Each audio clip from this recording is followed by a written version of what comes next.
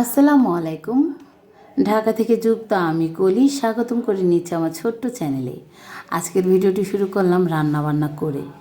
তো এখানে দুধ আছে, দুধ গরম করেছি। আর এই যে এখানে গরুর মাংস রান্না করছি। তবে আমার এই ভিডিওটা হচ্ছে কিছুদিন আগের ভিডিও, স্বপ্নর বাবা ছিল যখন তখনের ভিডিও। এখন তো স্বপ্নর বাবা চলে গেছে। আর এই যে এখানে আম কাঁঠাল দুইটা একসাথে মিক্স করে এই যে জুস বানায় রাখছে স্বপ্নর বাবা।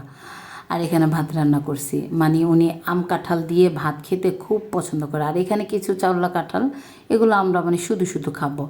আর ওই যে আমের জুস বানিয়ে রাখছে দুধ দিয়ে, ওনারা বাপ মেয়ে খাবে। তো যাই হোক, দুপুরে খাওয়া দাওয়া করে এটা হচ্ছে সন্ধ্যাবেলা। আমরা এই যে 450টার মতন হবে লিচু এখানে নিয়ে আসছি। ওনারা বলে 450, কিন্তু কিছু কম থাকে। আচ্ছা যাই হোক, যার যার ইমান নষ্ট হবে।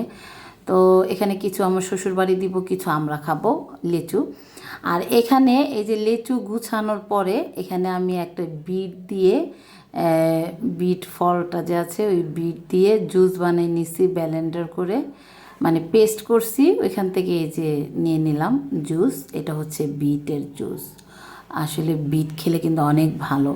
মেয়েটাকে যখনই বিট দিই, ওদের দুই বোনকে যখনই বিট দিই, বলি যে খাও, গাজরের মতো শসার মতো খেয়ে ফেলো।